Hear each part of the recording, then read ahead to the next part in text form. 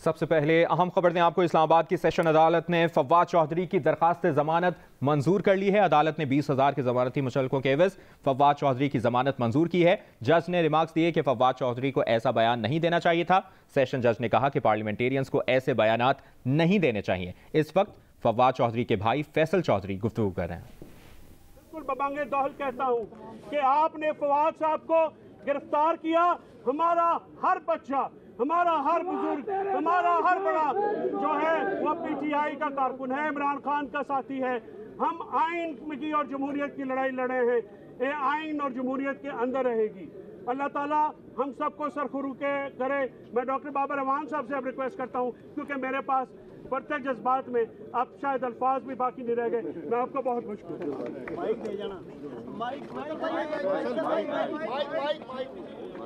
दूसरा भी है, दूसरा भी है, एक और भी है,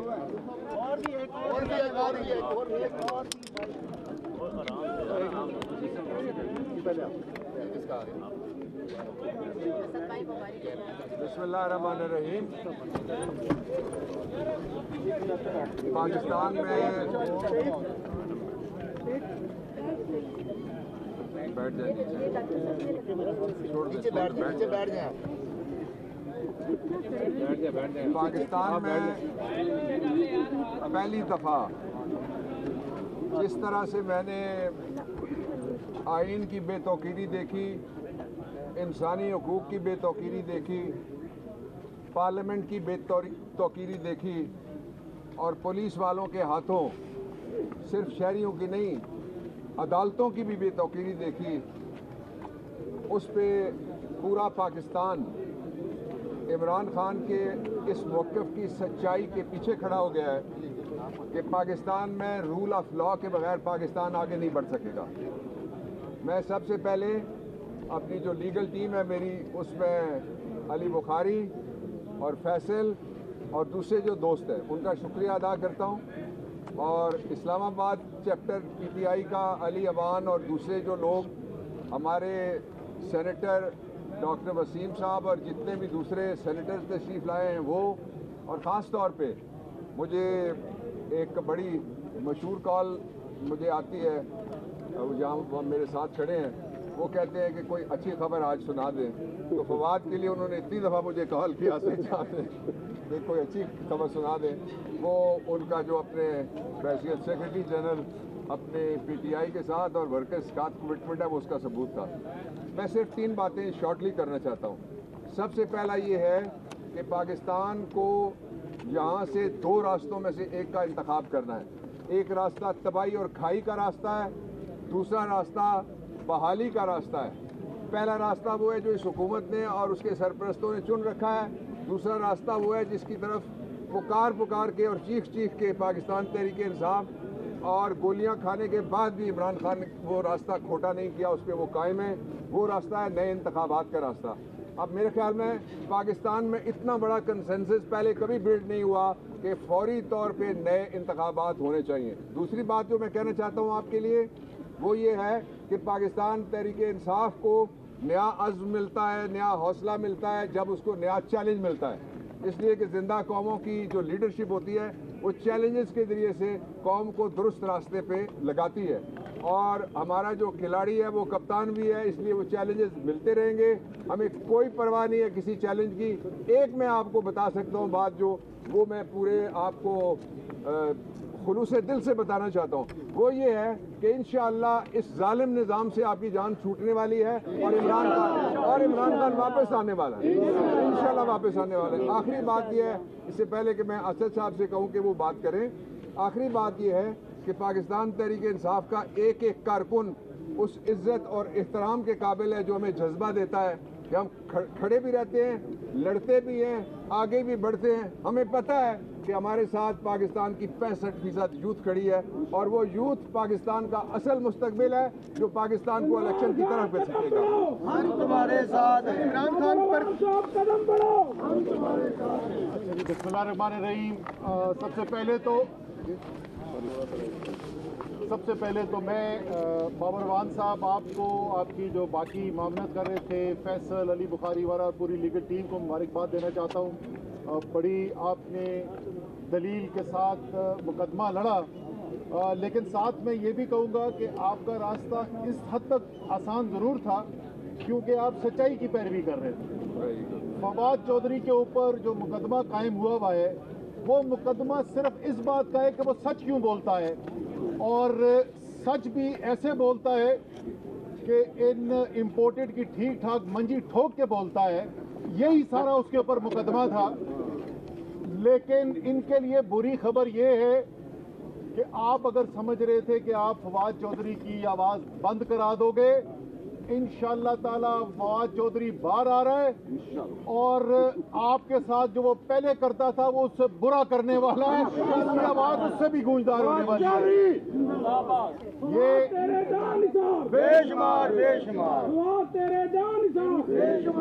ये जो वक्त है जिसका पहले जिक्र किया बाबर अवान साहब ने भी, पाकिस्तान का आइन इस वक्त खतरे में है, इस पे किसी को कोई शक नहीं होना चाहिए। हर मौका तलाश किया जा रहा है।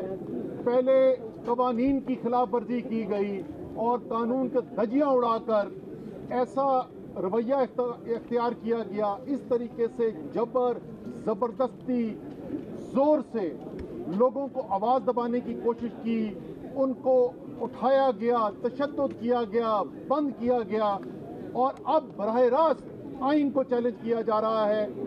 जिस तरीके से आइन के अंदर वाज़ेह तरीन चीज़ लिखी हुई है 90 दिन के अंदर इलेक्शन कराने, असेंबली तहलील होने के बाद, उससे भी भागने की कोशिश की जा रही है। कभी कोई गवर्नर साहब कहते हैं मैं एस्टेब्लिशमेंट मुझे बताएगी, एजेंसियां बताएगी। अब ये पता नहीं कि ये गवर्नर साहब जो हैं वो ये सच बोल रहे हैं या गवर्नर साहब जो हैं वो इल्ज़ाम लगा के गंदा करने की कोशिश कर रहे हैं इदारों को। ये तो इदारे ही हमें बताएंगे कि इसमें से गवर्नर सच बोल रहा है या गवर्नर उनके खिलाफ साजिश कर रहा है।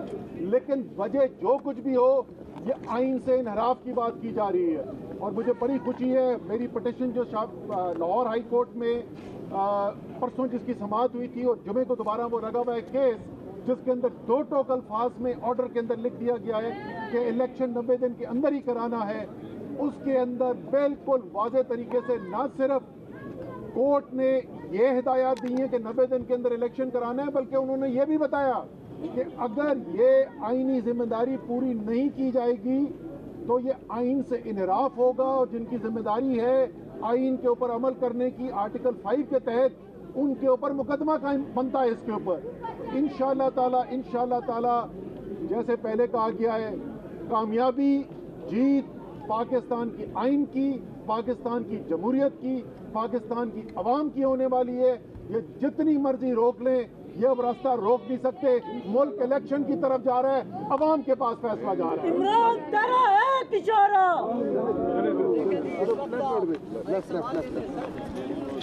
सुनिएगा, इस वक्त जो है वो इस्लामाबाद पुलिस बार-बार तलब कर रही है, क्या कहेंगे आप? अहम अपडेट, इस्लामाबाद की सेशन अदालत ने फवाद चौधरी की दरखास्त ज़मानत मंजूर कर ली है। PTI रहनुमा असद उमर मीडिया से गुफ्तगू कर रहे थे। एडिशनल सेशन जज ने फवाद चौधरी की ज़मानत अब से कुछ देर पहले मंजूर की है। अदालत ने 20,000 की ज़मानती मुचलकों के एवज़ फवाद चौधरी की ज़मानत मंजूर की है।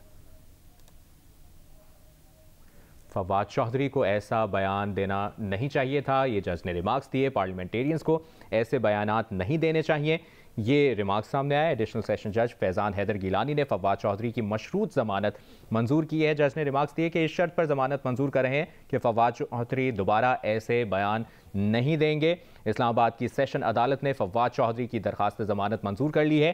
एडिशनल सेशन जज ने फवाद चौधरी की ज़मानत मंजूर की है। PTI रहनुमा असद उमर मीडिया से गुफ्तगू कर रहे थे और इस मुतालिब भी उन्होंने बात की और कहा कि 90 दिन में इंतखाबात कराने से भागने की कोशिश की जा रही है। अब बराह रास्त आइन को चैलेंज किया जा रहा है।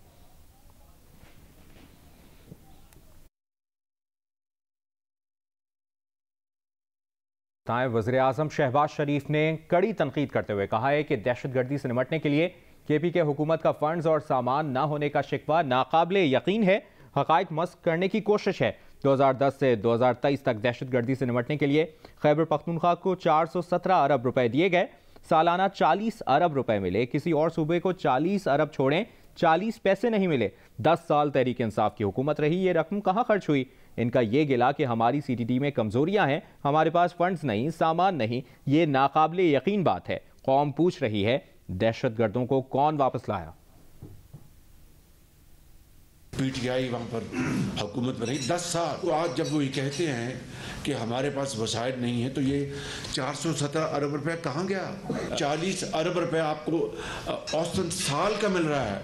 किसी और सूबे को 40 अरब छोड़ के 40 पैसे नहीं मिले। 40 अरब साल को आपको मिल रहा हो और आप कहेंगे कि हमारी सीढ़ी जो है उसमें कमज़ोरियाँ हैं, सामान नहीं है, फलां नहीं है, उसमें बंदूकें नहीं हैं। ये मैं समझता हूँ नाकाबिले यकीन है ये बात। ये गिला करना केपी हुकूमत का कि हमारे पास फंड्स नहीं हैं, इससे बड़ी मैं समझता हूँ कि और यानी हक़ाइक़ को मस्क करने की और कोई कोशिश नहीं हो सकती। सवाल ये पैदा होता है कि इनको कौन वापस लेके आया, किस तरह केपी दोबारा दहशतगर्दों के हाथ में चला गया। किसने कहा था कि ये जिहादी हैं और ये पाकिस्तान के दोस्त हैं? मैं किसी का नाम नहीं ले रहा यहाँ पे। बाद आपको बताएं, शाहिद खाकान अब्बासी ने मुस्लिम लीग नून के सीनियर नायब सदर के ओहदे से इस्तीफा दे दिया है। ज़राए का बताना है कि शाहिद खाकान अब्बासी ने मरियम नवाज को पार्टी चीफ ऑर्गेनाइजर बनाने पर इस्तीफा दिया। शाहिद खाकान सीनियर रहनुमाओं से मुशावरत के बगैर मरियम नवाज को पार्टी पोजीशन देने पर नाला थे। शाहिद खाकान ने मरियम नवाज को आला ओहदा देने के अगले ही रोज़ इस्तीफा पार्टी क़यादत को भिजवा दिया था। शाहिद खाकान अब्बासी का कहना है कि मरियम नवाज को पार्टी का सीनियर नायब सदर मुकर्रर किया गया है, ऐसे में उनका बतौर सीनियर नायब सदर काम करने का कोई जवाज़ नहीं।